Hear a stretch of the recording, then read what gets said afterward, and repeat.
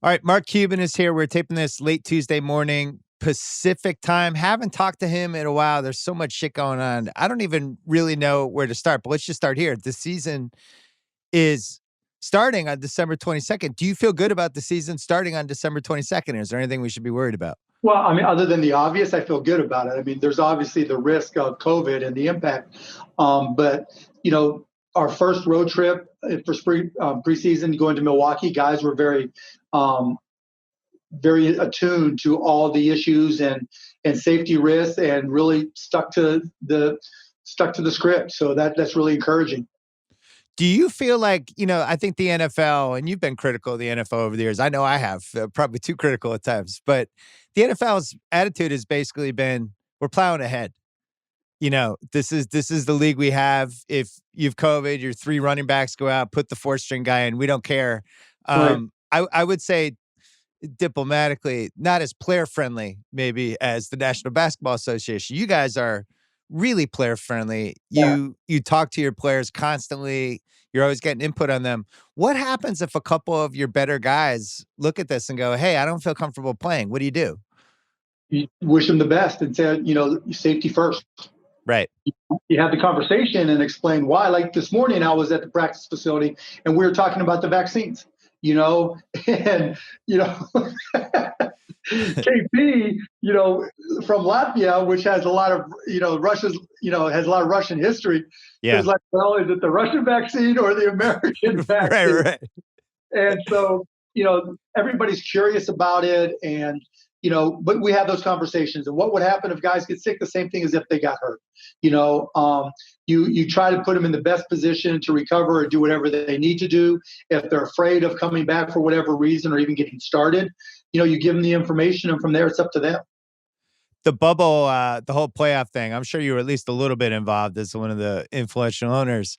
I look back at it now, the basketball was so good. It was so much better than I think I ever expected, like removing the fans, all that. You probably didn't end up going, but you were there for round one, right? No, I couldn't go. We had a death in the family, unfortunately. I wasn't able to go. But the basketball was just out of control, and it was like a combo of like AAU and college without fans. The benches are going nuts. There was a real energy to it. Was there anything we could have learned from that going forward for future seasons? Well, yeah, we learned a lot in terms of travel impact on guys, right? The ability to just go to your own bed every single night and get sleep and, have all the facilities available to you for recovery was incredible. You saw performances that are going to be very difficult to replicate in a travel-based environment, which is typical for the NBA. And so I think that was the greatest takeaway in terms of players' health. I also think that we'll adapt our schedules. We're testing some things here this season. So like when we go to LA to play on Christmas Day, we'll stay there just like we did in Milwaukee for preseason.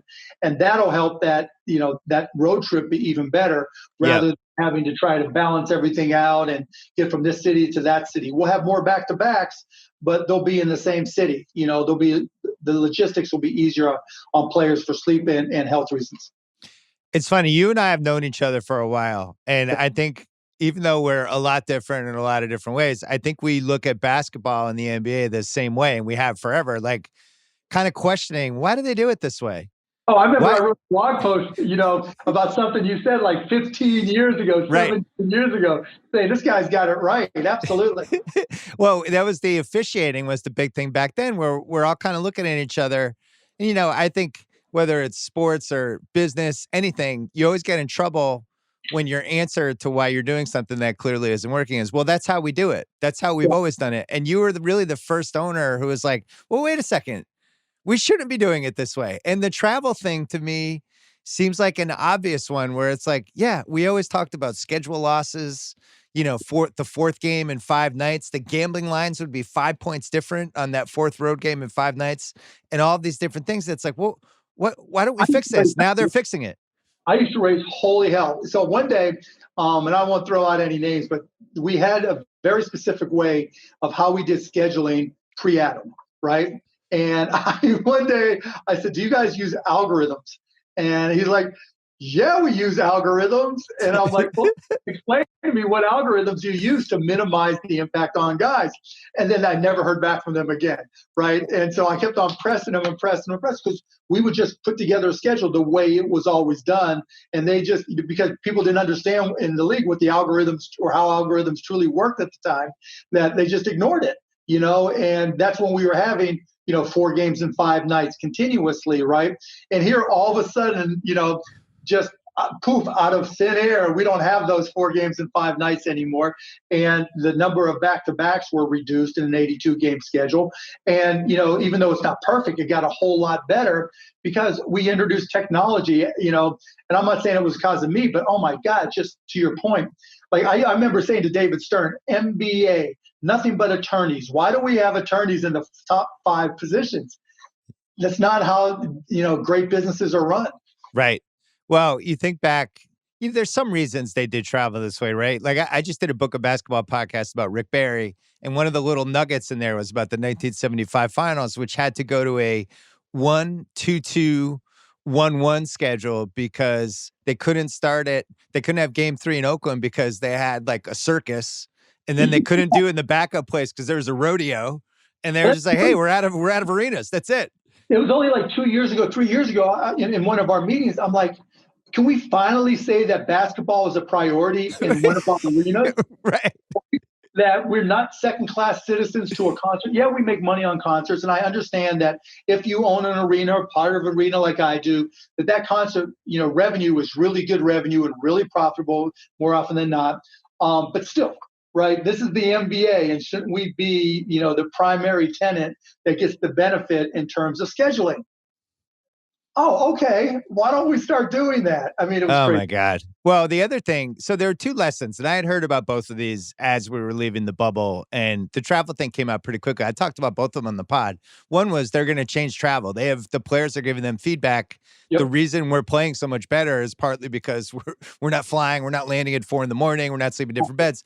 The other one was the marijuana thing, and the players were pretty open about, hey, this helped us. This was a really good thing. And then kind of subtly last week, all of a sudden it goes out. We're not testing for marijuana anymore. What's interesting about that, not the yes or no about it, but younger kids are not smoking as much as the older guys, right? The younger kids coming into the league, I mean, Gen Z is a lot less, okay, this is how I relax or do this or that. They just have a different gestalt, just a different mindset. They're more self-aware. They're more, self-care aware than older generations were. And so, where smoking pot was like a big deal when you hit it and this and that, and guys who smoked a lot, those are like, the 20s, millennials still, but Gen Z is not nearly as into it as the older generations. And it's when you came into the league, you bought the team in 2000. The pot thing was an issue. I mean, it was clearly actually affecting performance of some of the guys, and you could see it on the court in some cases. And not just pot, but yeah, I mean, it was certainly an issue. And, it also was part of the branding of the league as well, because, the way media really came across it was, okay, if this guy's not performing well and we have any inkling that he smokes, then you put 2 and 2 together, and correlation must be causation. And it was incorrect, and it was unfair to a lot of guys. But at the same time, that was the perception. Now, 20 years later, the perception of pot is completely different. I mean, there's a bill passed in the House of Representatives that try to legalize it nationally. Yeah. So just where we are on it and how informed we are, and obviously the legalization, night and day. And the CBD and the creams, all that stuff. Like, there's a lot of good stuff. I mean, most of that's nonsense. There's some science there, but everybody makes their own decisions there. And then gambling's another thing that I think you were on the forefront of. Hey, this is revenue for us. What are we doing? And it took an extra 10 years before it started happening. Now it's happening. Yeah. Now, I mean, I get no credit for it. It's just pretty obvious, right? It was just, to me, people make choices. They're gambling anyways. It's not like, if you've got a group of 10 guys who are in a fantasy football league, 5 of them have got bookies that they're placing real bets with them anyway. Right. So it wasn't like it was anything, that was really not happening anyways. Do you feel, what do you think the reasons were? I mean, there's a huge difference between the Stern administration and the Silver administration. Even it overlaps a little. Adam has a lot of control. I think more control than people thought the last 2 years. But Um, why do you think Stern was so resistant in general to all of this stuff? Was it an old school thing? What were the demons with some of these things that he was afraid of? You know, I give David a lot of credit, and I really miss him because he was so good at what he did. There's transitory things. The NBA was in different places in its life cycle, right? When I Yeah. got in 2000, we just had a strike, and a year and a half earlier, we were considered to be a hip hop league, and social media was not even social, but the internet was really just taking off. So there were a lot of changes that were going on in society and in terms of online and media, and it was new to him. And so it wasn't so much that he was still trying to hold on, he was trying to learn and trying to figure it out. So I think it was him just trying to be adaptive. And he also, I think it was less David than a lot of the old school owners. Yeah. The guys that were in their 70s back in 2000 that are, long gone now, were really insistent. And we were David's boss. They were insistent that we not take these steps forward. You had older owners that, couldn't relate to a young black player, couldn't relate to hip hop, couldn't relate to the culture at all, and saw tattoos as being like the worst thing ever. And I mean, I remember being in meetings where, it was just guys just couldn't relate to it. And David had to create that balance. And to his credit, he was able to do it. And to his credit, he let me come in, and he brought in a lot younger blood. He brought in Michael Jordan, where Michael Jordan earned his way in. He wasn't brought in, he earned his way there, and so I think David had a lot to handle, and he had a lot to balance. And I think, overall he did a good job. But by the time Adam came in, a lot of those old school guys were long gone. Yeah. I did an Allen Iverson podcast like 4 weeks ago on Book of Basketball. And a big theme of it was this is a guy in the moment was considered a certain way and was threatening to, older fans, to some of the owners, even to Stern to some degree. And now you think 20 years later, he's one of the most beloved ex-players I think that's out there. And you look at him now as this iconoclast, this guy who led this revolution. We did not feel that way when you bought the Mavs in 2000. It was the opposite. Totally different. I mean, back then we could have had a Colin Kaepernick moment, right, where we excluded somebody. Like I remember right at the start of the Iraqi War, Steve Nash came out against the war, and it was, oh shit, right? This is a problem, right? Josh Howard at one point said something about the national anthem. And I wrote a blog post featuring all the hate mail and this and that and this, right? And I think that was like 2005 or, right around there. And so it was different then. It really, and you don't want to think that 15, 20 years ago was that long ago, that culture and society were that different, but we were. I mean, and I remember posting a lot of those really ignorant emails that I got, and then getting the flood of emails from the people who emailed them to me saying, I'm going to get fired if you don't take this down and this right. and that. And so it was a different era back then. And unfortunately, Allen and Cliff Robinson, rest in peace, right? Guys who really were pushing forward on, hey, we smoke, deal with it, right? And that just was inconceivable for a lot of the old school owners and a lot of society. Well, you think about Black Lives Matter. I mean, it's not like it went completely away in society, right? Where we stood up. Ending racism is not politics. It's not politics at all. It's an American ideal, with liberty and justice for all. And yet people tried to make it seem like it was political. It wasn't, and hopefully we had an impact on pushing society forward to realize that. Did you see when you buy the team 20 years ago, 20 years of Cuban, did you foresee a world in which NBA players were agents of social change, like what happened this year? Because it was inconceivable to me until recently. Yeah, I mean, social media changed everything 180 degrees. So the answer to your question is no. I just wanted to come in and win basketball games and have fun and be able to go out in the court and shoot baskets and just enjoy life, right? And then over time, as social media became more and more impactful, players became brands. And they're brands before they even get to the NBA in a lot of cases. And so how they act and how they present themselves and how they use their platform has evolved as well.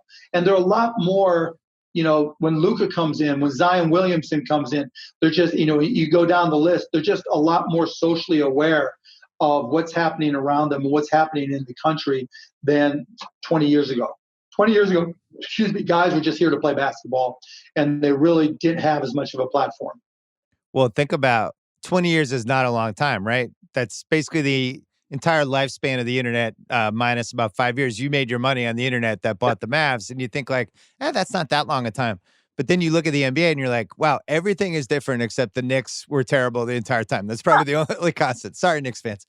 But with you have these players that are wired a certain way when they come in, but now the young guys come in, and I'm fascinated by how, I don't know, polished they are compared to like what probably even you and I were like when we were 21, 22. I don't understand it. What is your theory on this? It's social media, 100%. Everything you do, like I have kids that are 11, 14, and 17. They're very aware of how they're seen and what's on their social media, what they can do, who they can't talk to, what's on, okay, and what's off limits, how they present themselves. And they're not really in the spotlight at all. So imagine a kid who's been in the spotlight, and you've been ranked as a player since you were in 6th grade or 4th grade, just crazy shit, right? And here all of a sudden, you get to high school and, you've got 100,000 or 200,000 followers. There's various kids I followed on social media just because I wanted to get a feel when they were in junior high and they were putting up, highlights of themselves in high school that really never went anywhere, but they developed followings. And, I had a couple of them, one in particular reached out to me about their own clothing line. And this is like a junior in high school, and it's just the whole perspective is completely different. Crazy. Another thing that changed over the last 20 years is the NBA really started caring about the officiating thing. Now, whether they've succeeded and whether there's a lot of work left, we'll leave that. I don't want to get you in trouble. I don't want to get you fined. But it was a shit show when you showed up. And, there was a stretch from 99 to 2003, which I was writing about at the time on Page 2 on ESPN, where it was just like, it just feels, these games don't feel 100% on the level sometimes. It feels like they want certain teams to win. Everything culminated with the 06 finals. And I wrote about that finals before the finals. Well, and I said, this is going to be a possible referendum on the officiating thing because Miami is the hardest team in the league to officiate. Wade goes barreling in the basket. Nobody knows what to do with Shaq. And my fear is that the officials are going to decide these games. What happened next. You were doing a lot of work behind the scenes and then publicly to try to fix this, change this. So now we're 14 years later. Have we succeeded? How close are we? What needs to happen? We're closer. We're better. But it's only been within the last 2 to 3 years that we've made it about 60% of the way. My whole point for the whole 20 years was we didn't have professional trainers training officials, right? We had former officials that got promoted into management because they were former officials, right? You've been around publishers, editors, just because you were a reporter or a writer doesn't mean you have the skill set to go into management. And it's taken me a long time to convey that. I'll give you one perfect example, the G League, right? This is my hotspot the last 2 years.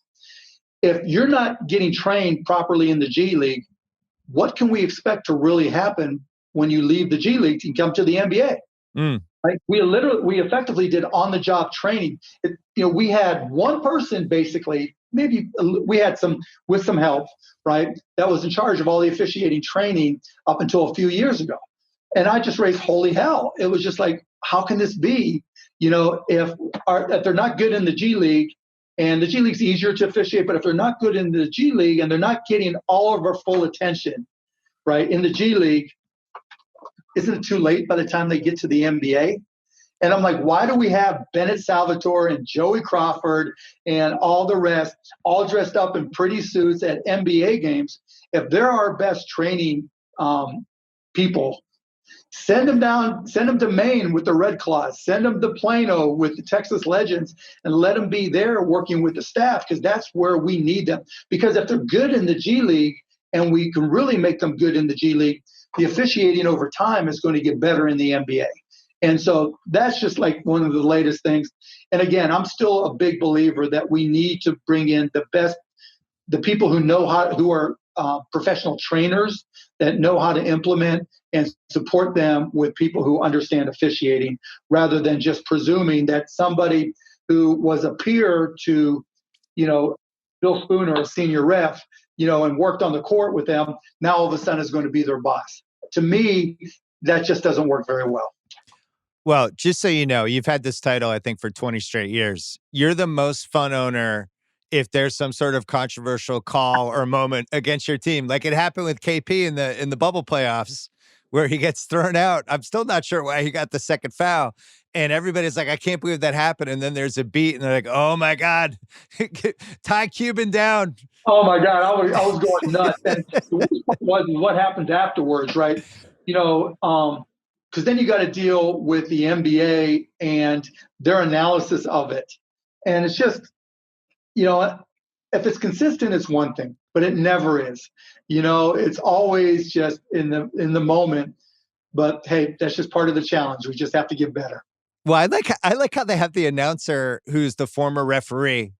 And they go to like Steve Javie, and then every time it's like, yeah, I thought that was a good call. It's like, oh, I'm sure you did.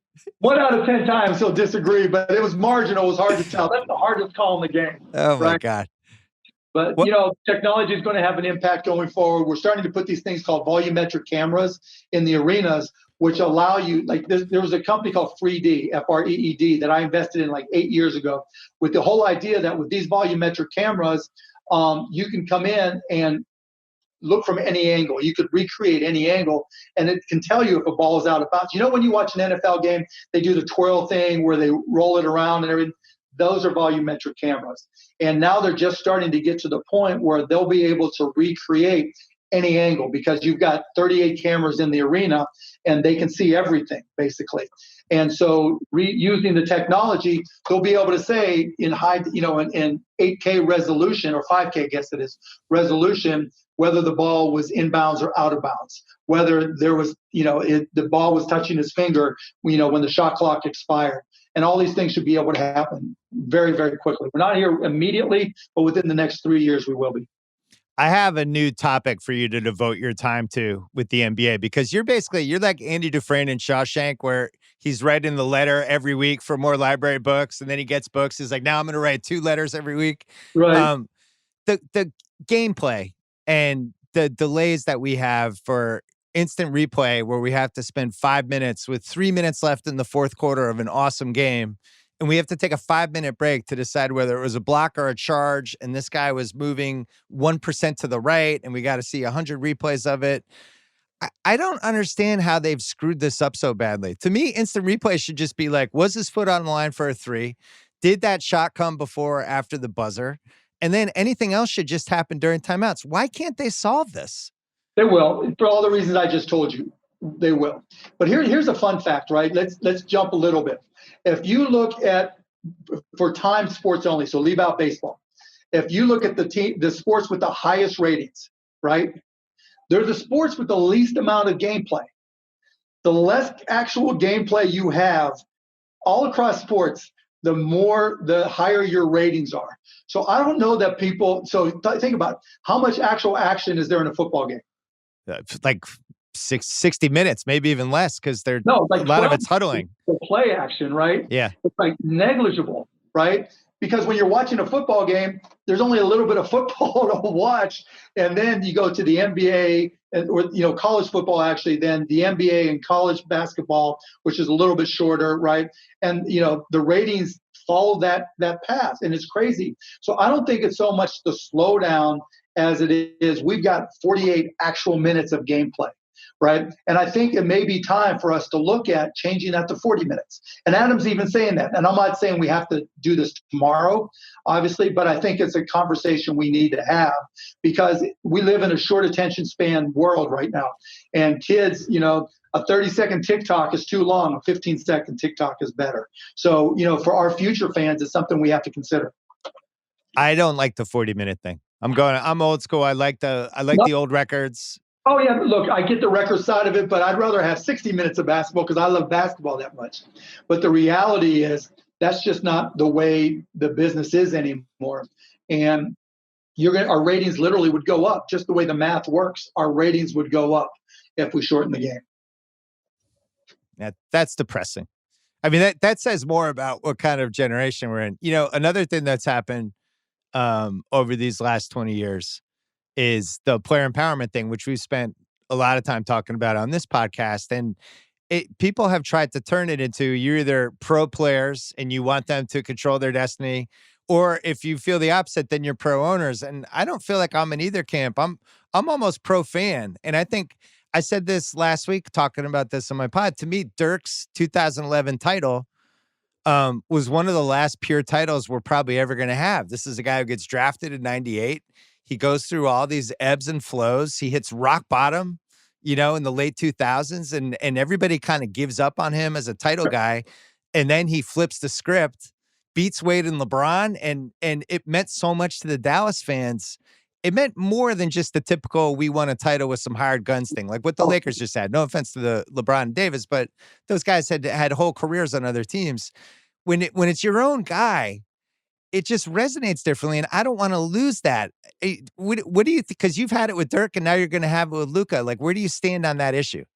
I agree. I mean, look, hopefully we can build a team organically. It's not like we won't take a player from another team and we make trades. And, I'm not opposed to us being a superstar team. But at the same time, when you build it organically with your picks and your guy, like we did with Dirk, and hopefully like we'll continue to do with Luka, it's rewarding. Your fans get to grow up with them. I mean, I can't tell you how many, Dirk played 21 years. Right.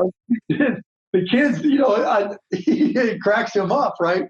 Where it's like, yeah, I grew up watching you, and, I grew up a Mavs fan because of you, or, Dallas and Dirk are intertwined, and that'll never change. And there's a lot to be said to that. And now what's even crazier because of the science and the technology, if a kid like Luka really, really takes care of himself, and we use the science and medicine like we know we can, he can play 25 years, and so it's really going to be different.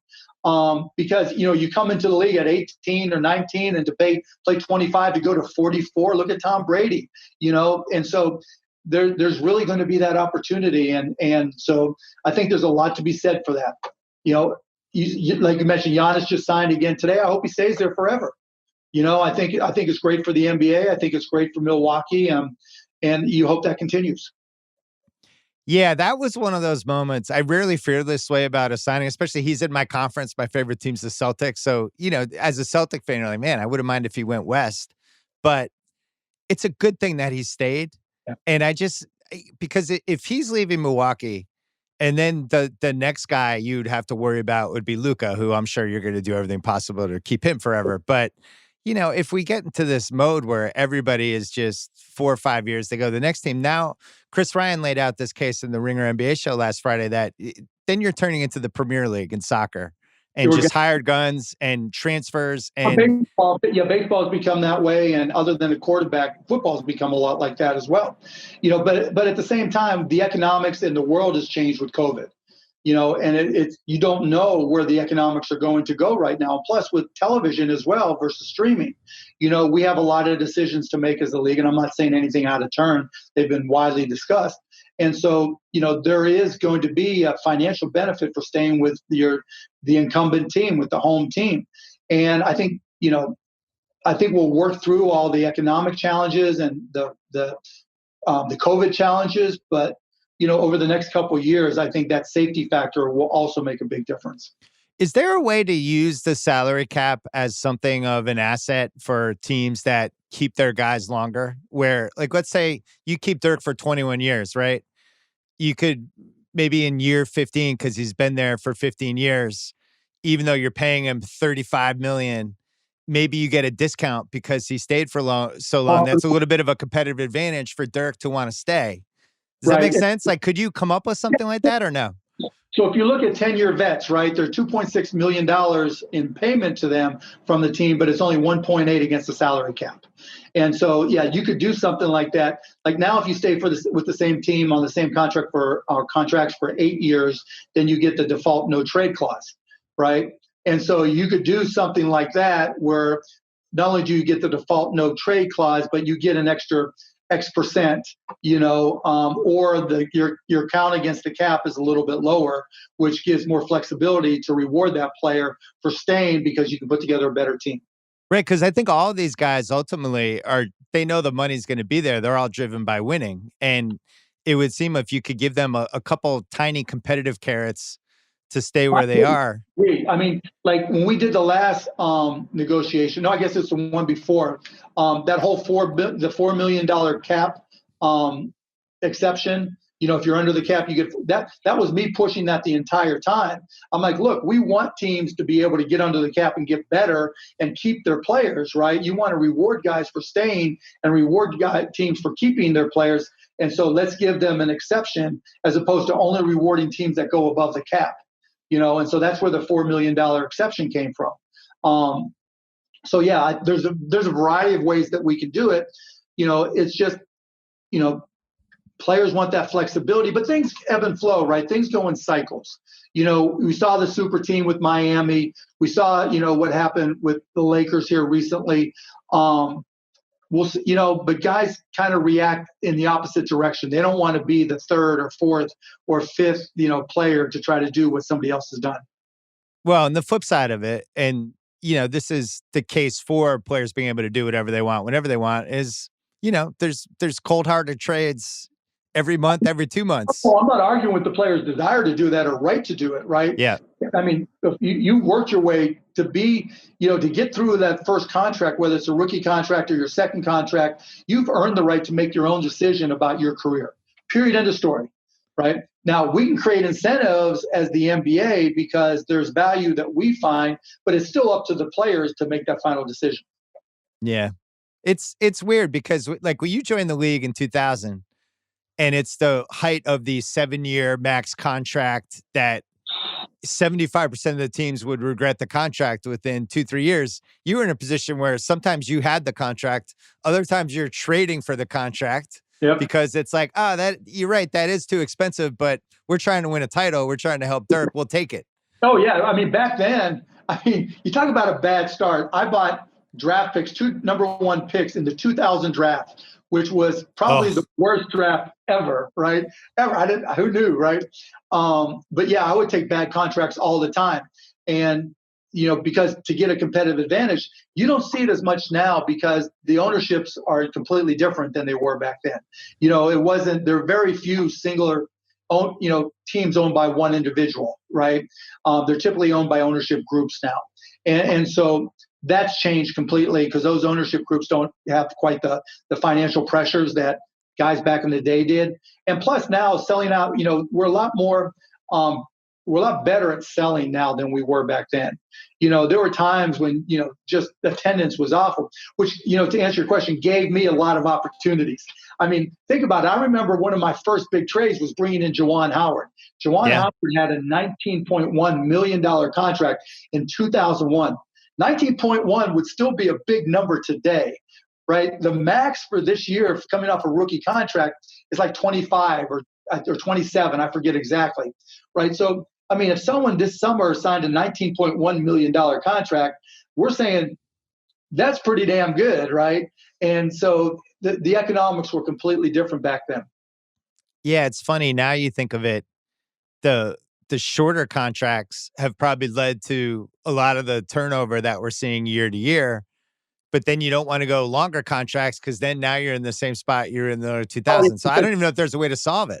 Yeah, guys get hurt and, you want to keep a guy and it's still early in his career. You don't really know how he's going to turn out or whether he'll be good enough to play on a championship team. So, but to your point on the flip side of it, I've got to work hard to keep Luka and KP and all of our guys happy, right? You can't take any of it for granted. Always going to stay for more. No, that doesn't mean turning them into the general manager, but at the same time, you've got to make sure that, and not just with your best players, but all your players, that you're putting them in a position to succeed and keeping them happy. But that's the same in any company, right? If you've been a free agent, you've gone to different teams before, and you understand it's the exact same way.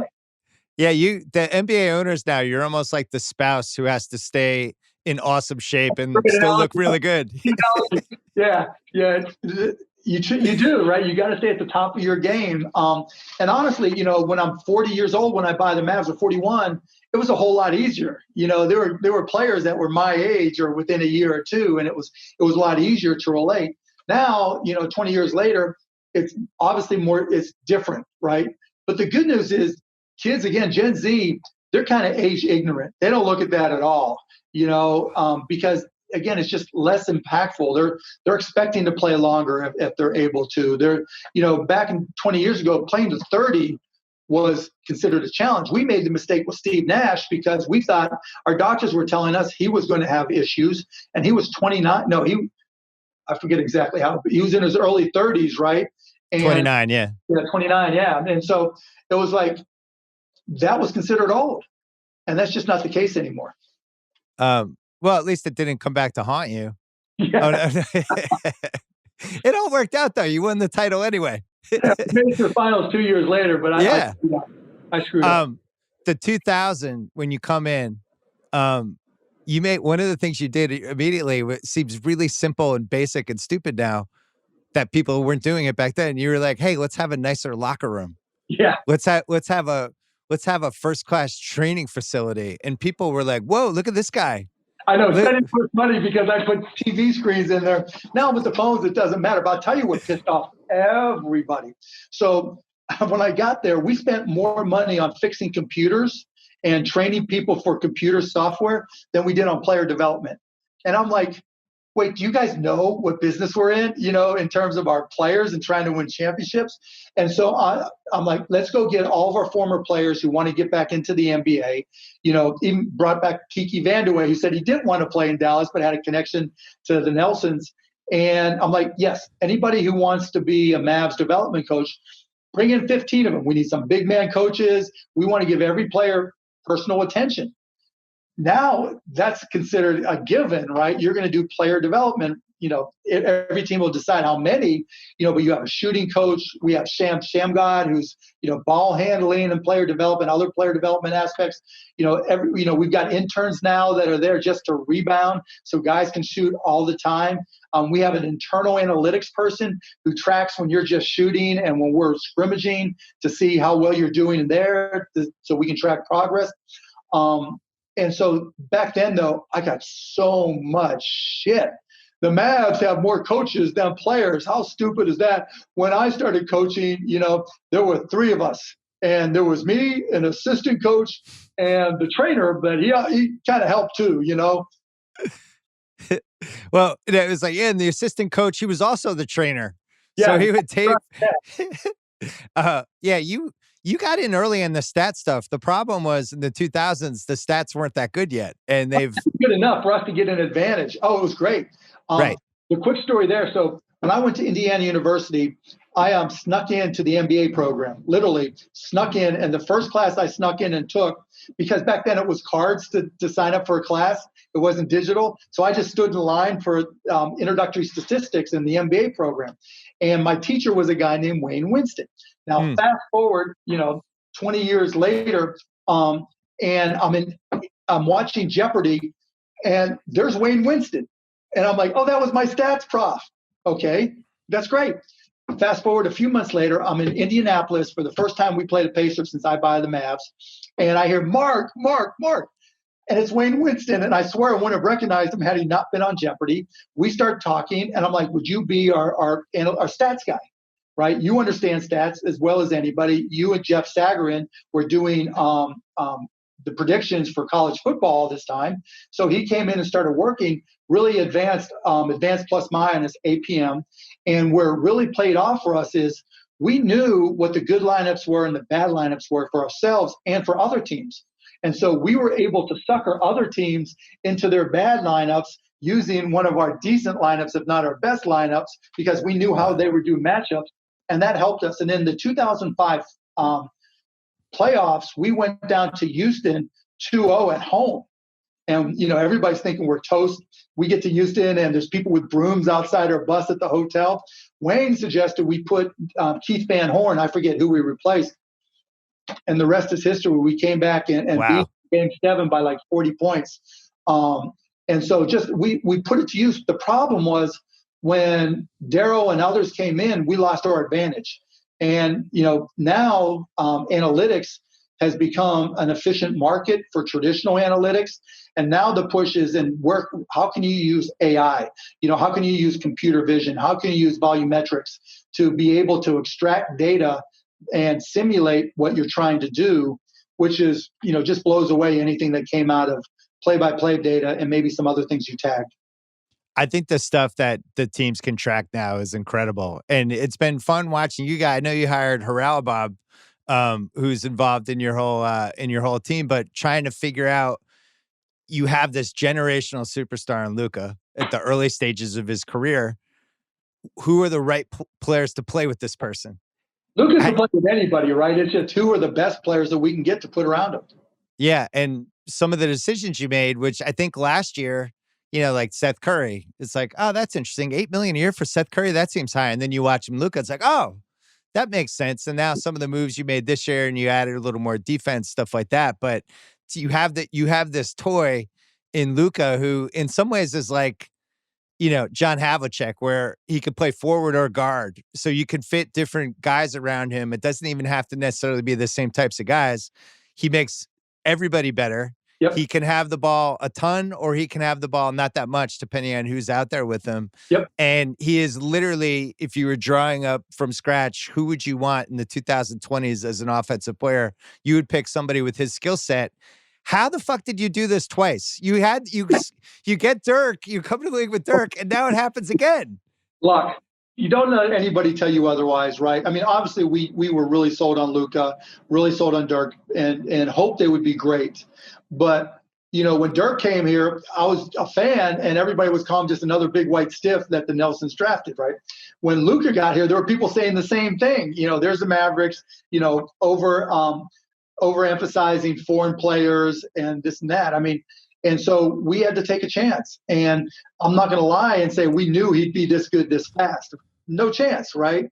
But that's just the you never really know the chemistry and the mental wiring of a player until they're in those circumstances. And Luka just has that mental wiring. He wants to be the best, and he will work his ass off to get there. And he's demanding of people around him, and he's demanding of himself. And when you get that combination along with skill and talent, then that's when special things happen. And plus, with the game changing more to shooters, and like if we were in that elbow pick and roll, right, or pick and pop era, like we were Dirk and Jason Terry, it'd be a little bit different, right? It'd be a little harder. It's not that Steve Nash and others weren't great, but this plays more to Luka's strength, because by spacing all that space with shooters all around him, he's so strong. He can get to the rim, and he was one of the top 3 finishers in the NBA last year. And now as he becomes a better shooter with good shooters and defenders around him, we'll go as far as Luka takes us in terms of his improvements. I think you're being too diplomatic. You guys knew he was going to be this good. There were some of us, I include myself, because I was in a heartbeat. I would take credit in a heartbeat. I'm just telling you the truth. We had every inkling he was going to be amazing. I mean, you know why? Because we had a whole season where he was 17 and 18 playing against fucking adults and was dominated them. I still can't believe it. I will never get over him going to 3rd in the draft. It's unbelievable. It was just like, I remember watching that, and it wasn't so much watching the video. It was watching the players that he played with defer to him. Deferring, I mean, grown men who had been in those leagues and the NBA for years wanting the ball in his hands. That's all I needed to see, because their self-interest was, no, give it to me if that's going to win us the game and, get me paid more. But nope, they deferred to Luka, and that was incredible to me. Well, he's not like anybody else either. I mean, Luka's his own guy. You can't say, okay, this is the pattern. He's this, and this, and this. Luka's his own guy setting his own path. Well, it's interesting that if you were starting a franchise from scratch right now, and you could have any player, the two guys, you could have anybody for the next 12 years. The 2 guys would be Luka and Giannis. For me, it would be in that order. So maybe a couple of people would have Giannis ahead, but neither of them are American players, and both had these atypical experiences that make me wonder, like, is that a fluke, or is there something we can learn from that? With Giannis, I remember watching the 2 videotapes we had of him in the Greek League, and we had a plan because we were still trying to maximize Dirk. It was 2 years after we won, and so we had to get down to the 18th spot to have enough cap room to sign a guy that we ended up not getting. And talking to our guys, they're like, "He's the real deal. He will be the real deal." I'm like, here we are at 13. If no one sees him and knows him just after these 2 videotapes, he'll be there at 18. If we had gotten Giannis, we wouldn't have Luka. Well, here's the thing: you didn't know Giannis was going to grow 3 inches either. I mean, that's a case where that took some real luck, and it was a nice pick by Milwaukee. But at the same time, the Luka thing, it was crazy as it was happening because it was clearly. I think the thing that's changed the most, even in the last 20 years since you've been in the league, you come into the league and the mindset is you got to build around a center. If you could have anything in the league, you want a center, you want the next big guy, you want to find the next Shaq. And now to me, it's like, I want the next creator. I want the next Harden/Luka type guy. Not just a creator, but if you look at Kawhi, Luka, LeBron, Giannis, bringing up the ball, they're all 6'7" and above. Yes. They're all super strong.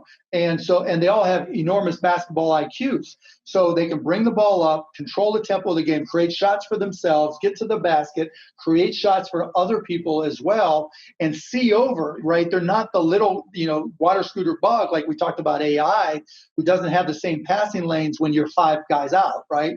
And so that's just, I think the game is evolving where being able to have that big guy who can see the court and get to the rim and create and pass is really, where you're going to start building your teams. Well, and also if you're saying the ceiling for Luka is can he be one of the best 7 or 8 players ever, which I actually think is conceivable.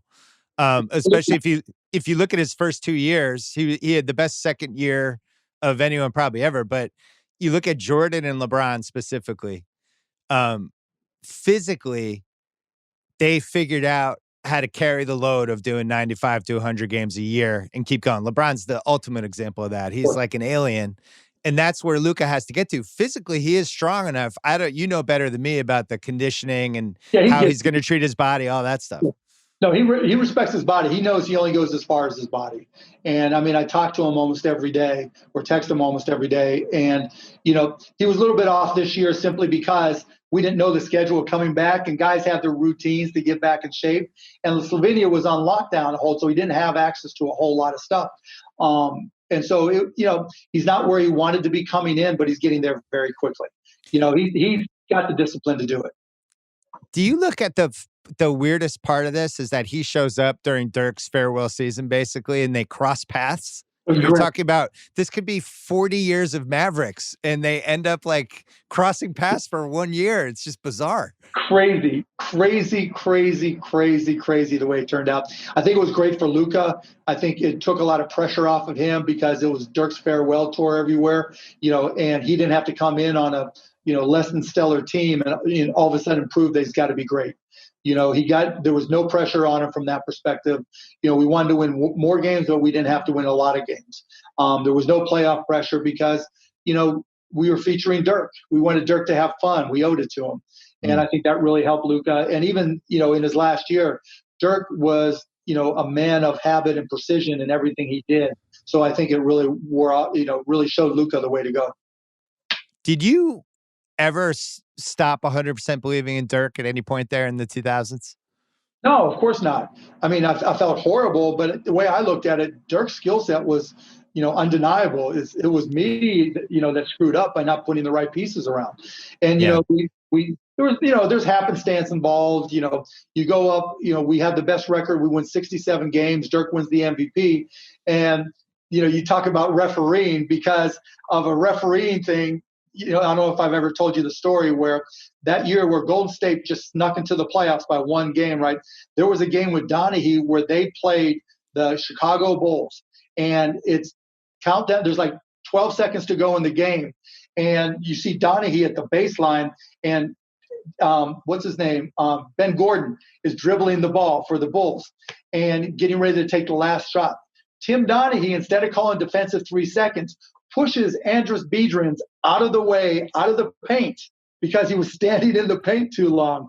And instead of sending Ben Gordon to the free throw line to take a game, winning shot free throw, and then get the ball back and just run out the clock or hit free throws, hopefully, Golden State wins in overtime. They make the play.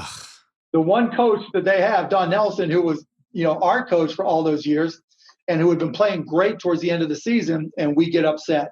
And so, you just never know how all the pieces work out. But, it's just, I felt bad. I felt awful because I felt like I owed Dirk more. And to Dirk's credit, he didn't complain about anything. I take that back. Dirk complains about everything, but he didn't criticize me on that particular set of circumstances. Well, plus you have schmucks like me on the internet going, Dirk can't win it. He doesn't have what it takes. He's not a true superstar. I never did. And then he shoved it at everybody's face in like the greatest way possible. It was unbelievable. Yeah, and again, happenstance is everything. Luck. People don't realize how much luck. So to get Tyson Chandler, so this is the year LeBron, right, going to Miami. And so we had Eric Dampier in a non-guaranteed contract that was big enough plus cap space that it would allow us, if LeBron wanted to do it, or we could do it as a sign and trade. Actually, it was as a sign and trade because back then you could do 175% in a trade. And so we could have given him draft picks and all this stuff. Obviously did not work out. But Charlotte ended up trying to trade Tyson Chandler to Oklahoma City, and the surgeon who did the work on Tyson's toe or foot or whatever, even though he was the doctor for Oklahoma City, he wouldn't approve the trade. So he goes back to Oklahoma City with 1 year left on his contract. We trade Eric Dampier for him, and we get, because the doctor who did surgery on Tyson decided that the Thunder should not take that chance. It is crazy how many titles get decided by a story like that. Like even the 08 Celtics, McHale could have just said, all right, cool, I'll take this Andrew Bynum, Lamar Odom package for KG. And that's it. And then we trade Paul Pierce and we're in the abyss again. Yep. You just never know. You've heard the story, Monte Ellis or Steph Curry. Take your pick. Right. What's the closest you ever came to signing a free agent that we don't totally know about and it didn't happen, but you thought you were going to get him? Not counting DeAndre Jordan the first time. Like, were you in on LeBron? Was that conceivable in 2010? Yeah, I never really thought that was likely. That was the longest of long shots. We really didn't have cap room for years. It wasn't until 2000. It wasn't until after we won the championship that we ever had cap room, because I'd spent up the entire time, and we tried to just take bad contracts to get people to come to the Mavs. And so that was how we did it. That's how we had to trade for Jason Kidd. We signed Sean Marion with our mid-level, and then we got Tyson the way I explained, and we got Deshaun Stevenson and Brendan Haywood and Caron Butler. And, just take all of our money type trade with Washington. Couple quick things for you. So as we head into the 2020s, and the NBA is going to take a huge revenue hit this year that I don't think people fully understand how little money the teams are making this season, and also like how important stuff like season ticket renewals are. And, teams losing 50, 60% of because people are just like, yeah, fuck it. I'm not going to keep my tickets if we're not going to have a season. So all this money you get to hold for 8-9 months, you don't have, on top of the no attendance. And you said publicly, you thought you might lose $100 million this year with the amount of revenue the league. This year and last year. Right. With the amount of revenue the league's going to lose this year, one of my theories that I feel pretty strongly about, because I know it's been discussed, is could you replace it with expansion money? Could you bring two teams in and replace that money? Are you for or against it? I'm for it, but I don't think it's the right time for it yet, because you couldn't get momentum in those places. But there will come a time where it'll be discussed. So here's the math of it, right? So I voted against the Charlotte expansion. And the reason I voted against it is the $300 million we took as an expansion fee. Now, all of a sudden, Charlotte gets 1/30 of all of the shared revenue, right? And so if that was $30 million, just to pick a number out of the air, and they're getting $30 million every year, well, in 10 years, they get all their money back. right? So all it was a loan to us. And I tried to explain that to some of the old school owners that were involved, and it just didn't resonate with them. They just didn't understand it. And now, that $300 million looks like the bargain of all time. And so when we do something, let's just say it's $3 billion, where it seems like crazy. Well, they'll get 1/31st of whatever income that we have coming in. And let's just say that that's $50 million. Okay, is it worth it to take a $3 billion loan and that we have to pay back over 60 years, right? So 3 billion divided by 50 million. Okay, maybe you can make that argument that it is, but it always comes down to, is there some incremental value? Like having somebody in Vegas, having a team in Seattle as an example, will Yes. they increase the pie big enough to more than compensate the money that we're giving them? Well, but here's the thing. So let's say Seattle, you have some rich guy there, and there's plenty of them. Yep. Let's say Bezos is just like, hey, I'm so bored with all my money. For $3 billion, can you just give me a team? I'll give you $3 billion right now, and I won't take any media stuff for 5 years. And then somebody in Vegas says, and here's our $2 billion. Right. Now we have $5 billion for those two cities. It had to be and 3 both, billion. 3 billion is our low point, no matter what. right. Well, especially for Seattle. Well, So for any market. So you get $5 billion total. That's all right. Let's say 6. Fine. 6, and they agree we won't take media for 5 years. And you have a bunch of teams right now that are struggling. Why wouldn't they say, hey, we should do that? It's just a loan, right? So you can go to a bank and borrow money for a lot less. In other words, if I went out and the league decided to borrow $3 billion and we paid 4% interest on it, we get to keep all of our revenue, never have to share it up over that period of time, and we're ahead of the game. That's why. Okay. But I still think it's possible. No, I'm not saying it's not possible. I kind of like the idea at a lot of levels, right? Because I think Seattle would add incremental value in different ways. I think Las Vegas, so it's not just a financial or math-based decision. If we think it will increase the pie, where it would come in, I think, is if there is a period of time, where we have to make up for revenue from traditional linear TV and moving to streaming and direct to consumer. I think trying to fill that gap, then it would make sense, right? Because then you're not giving up a set percentage amount of revenue to the team. It's not truly a loan. Then it makes sense. So if now you're bringing in $6 billion from two teams, and that gives you the leeway to now say, okay, now's the time for us to not be so dependent on, traditional TV contracts, but take a little bit less from linear TV so that we can simulcast and stream at the same time. Then it makes sense.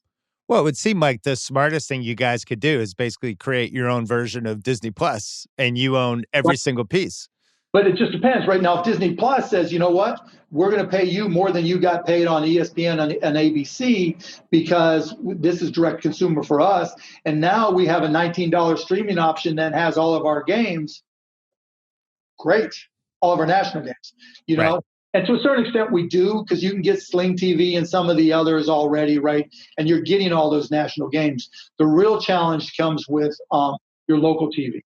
Right, because that's there's 30 teams that have to address that issue. Second thing, G League, you mentioned it earlier. Isn't this the biggest growth area for the league potentially? Like when you think about the ability to incubate referees, to put potential second round projects, to take kids who just don't want to spend a year in college, making one scholarship and nothing else. Isn't this the biggest way to get better as an overall corporation? I think it's a component of it, but I think we have to go to a whole academy-based environment where we completely preempt AAU and a lot of those comparable programs, right? So we can really do things that emphasize education, emphasize personal growth and development, emphasize basketball education, right? And basketball IQ. Things that don't have all these ridiculous inhibitors like the NCAA and hours you can practice together, or high school, and things where we put the interest of the player who may be 14 in an academy or 18, coming out of high school, and put their interests first. I think the G League can be one of the destinations that work well. I think the bigger question that goes along with that we haven't really discussed, no one's discussed publicly, is what happens to overseas teams now that, we see the impact economically on the NBA.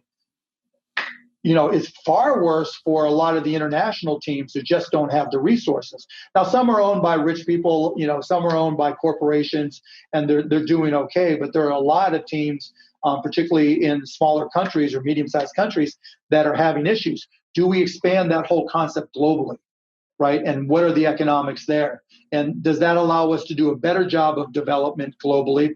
Because we want not only as many great basketball players as we can for the NBA, for the quality of the game, but also we want to be an ambassador globally so that we can catch up to soccer globally.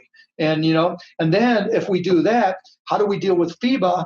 Because I've been a big proponent for 20 years of saying we need an NBA World Cup where we have all of our players competing just like they do with soccer, right?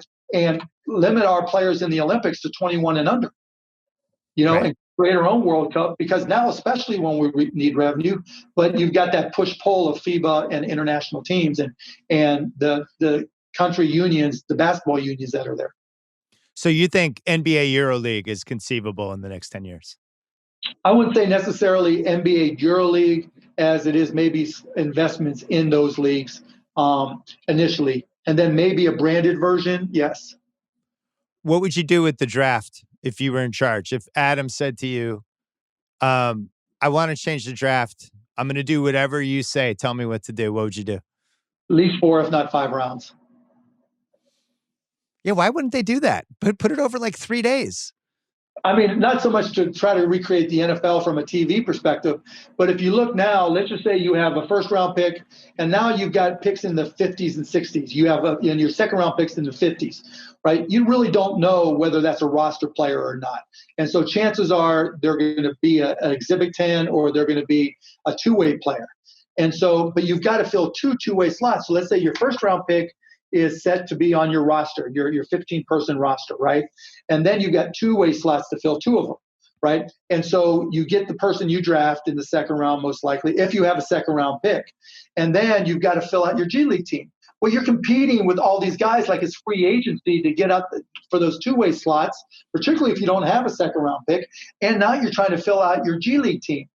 That's not the way it should be. If we had 4 rounds, then we can say, okay, if you're drafted first round, this is the economics. You're drafted second round, instead of it being open-ended, because, like to sign Ty Tyrell, who we really like with number 31, right? We use part of our mid-level exception, and so, and with T-Bay, because he was,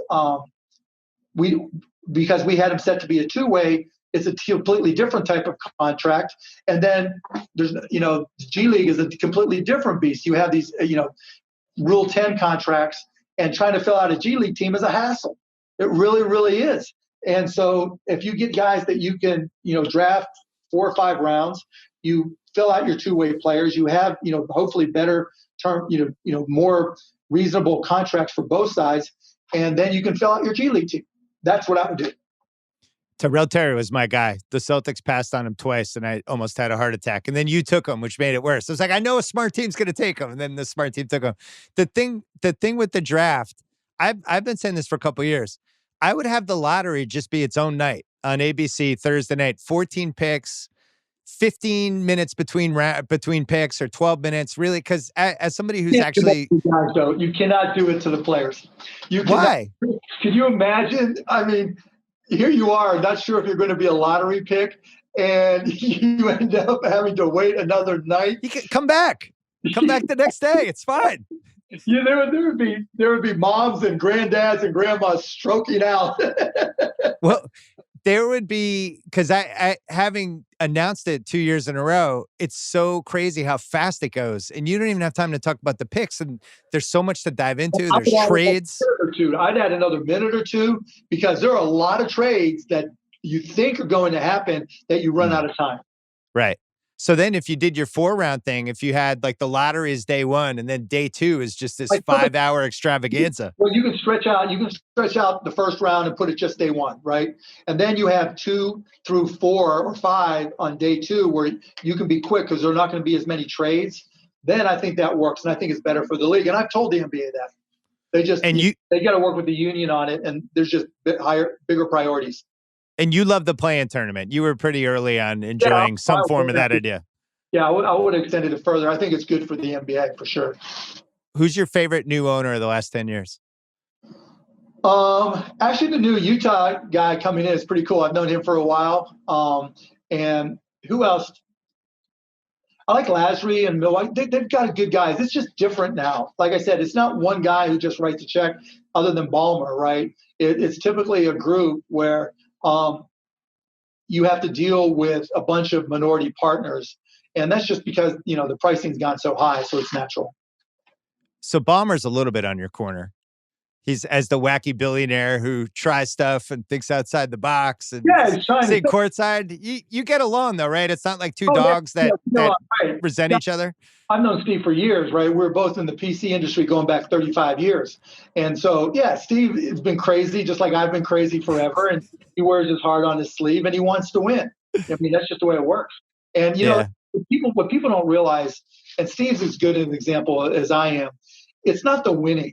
Right? It's really easy to win. It's really hard to lose. As painful as it is, when I was just a fan following the Mavs when we sucked, I got over, the losses, right?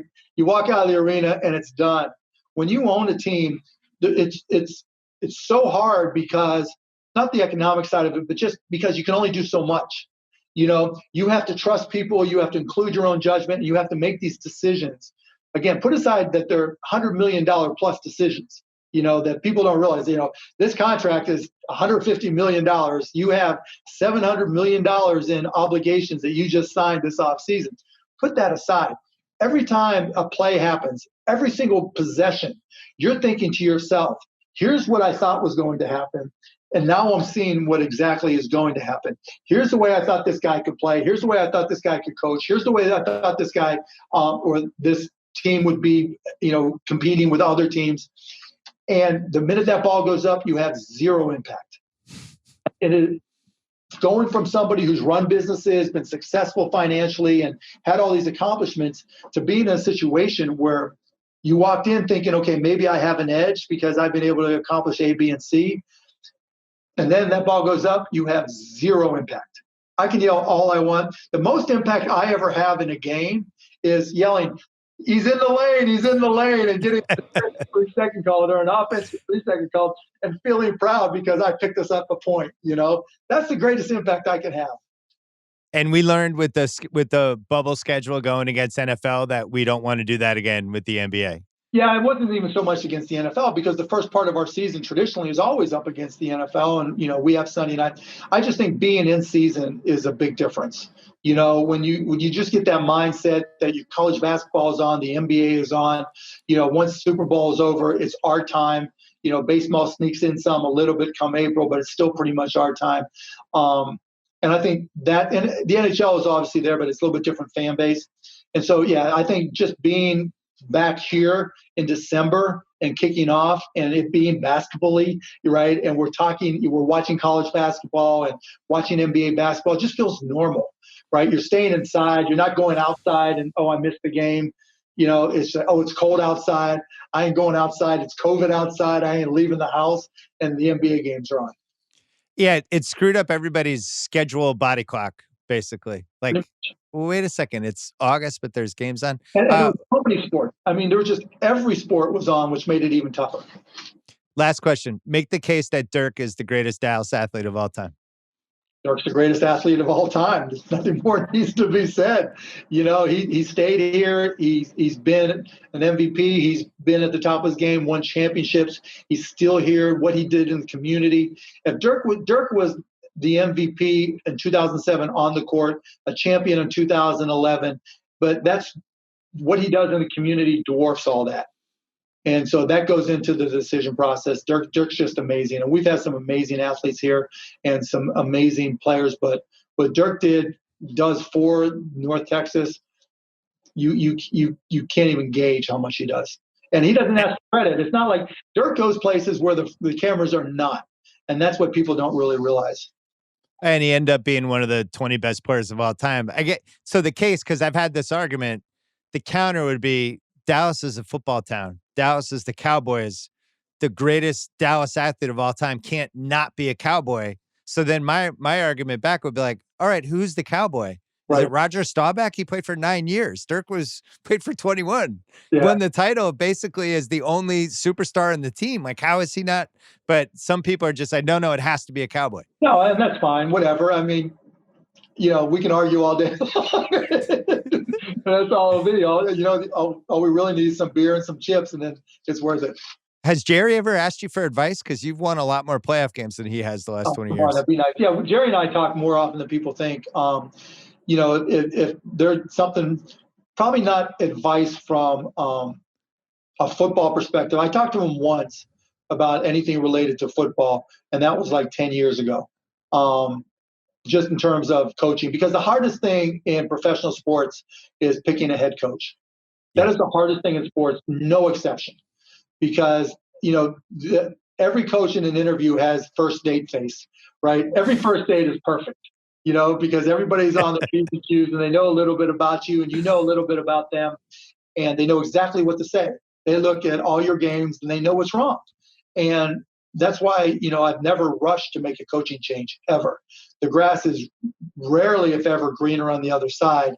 What you have to do is work with your coaches and develop a relationship and try to figure out what's wrong and what's right and get them the help that they need. All right. It was good seeing you. I'm glad we did all this. I haven't talked to you since you got Luka. I mean, I feel like just every time I see you, it's like you won the lottery just every day for the next 15 years. On you. I'd come on anytime. Every time you ask me to come on, I'd come on. All right. I'll make you a regular. Good to see you. Thank you. Take care, buddy. Thank you. Thanks. That was great. It was fun. All right. Good to see you. Right there, anytime. I love talking basketball.